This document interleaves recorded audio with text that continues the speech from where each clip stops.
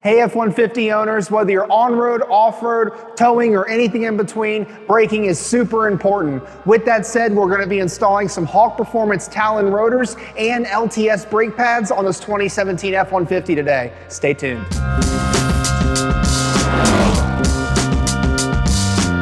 Here we have the optimal Hawk Performance pad and rotor combo for your F-150. First, we have the Hawk Performance LTS brake pads, which are engineered and designed specifically for light-duty truck and 4x4 applications. And secondly, the Hawk Performance Talon Rotors. We've seen these before and tested them on Mustangs in the past, but we're excited to throw them on an F-150 and see how they perform as well. Digging down in the data for the LTS pads, these pads really are the best for your light-duty truck application. It handles daily driving no problem with low dust and low noise, easy modulation.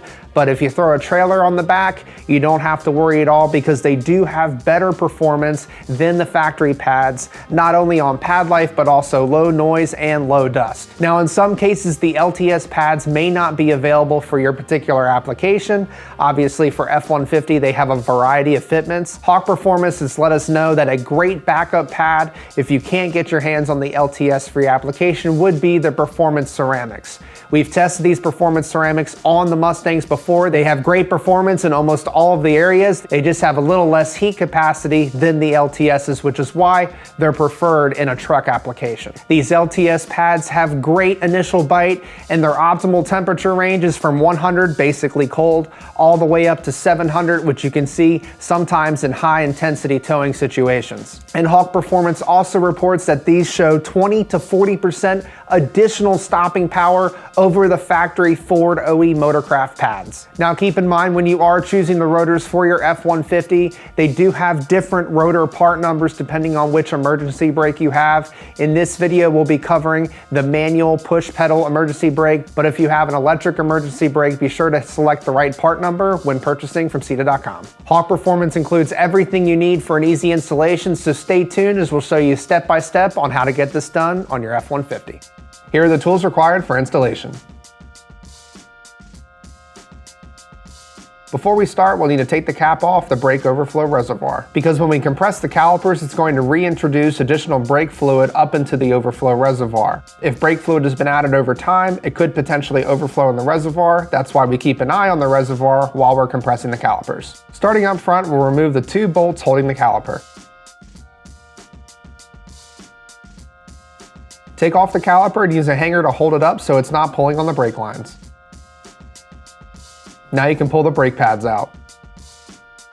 Next up, it's time to pull the caliper bracket off of the spindle.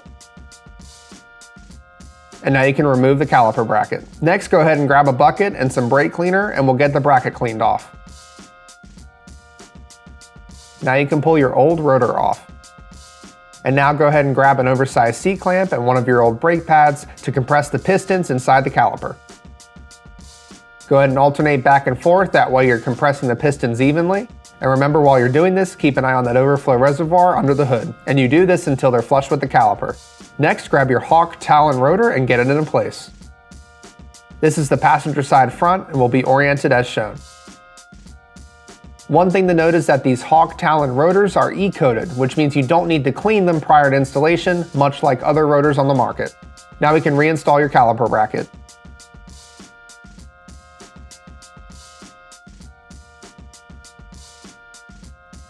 On these Hawk front pads, you'll see one that has 2 locating pins and one that has 4. The one that has 4 locating pins goes on the outside and the 2 locating pins goes on the inside. Next, go ahead and grab the included grease from Hawk and apply it to any friction points on both the pad and the caliper. Now we can get our front caliper into place.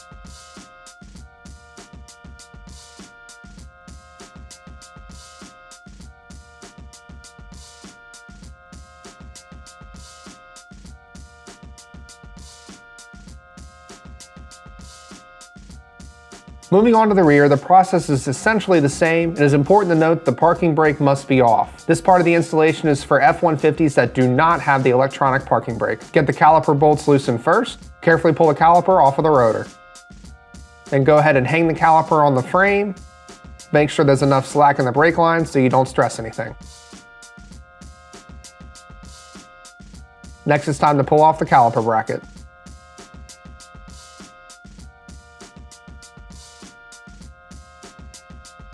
Remove these pads first, then go ahead and spray the caliper bracket down. And now you can see the comparison between the factory brake pad and the Hawk brake pad. Back at the vehicle, it's time to compress the piston. Again, use the same method with the C-clamp and the old brake pad to compress the piston. Keep an eye on the overflow reservoir underneath the hood. Make sure the brake fluid doesn't overflow. The rear rotors themselves can be pretty difficult to remove due to the nature of the emergency brake system. Get some penetrating oil and spray it in the cracks around the hub, and you can hammer on the face of the rotor in between each of the studs. Again, be careful not to hit the studs because you could screw up the threads. Eventually it will come loose. Go ahead and pull the rotor off. Next, grab your Hawk Talon rotor and put it into place, noting the orientation of the slots. Now you can reinstall the caliper bracket.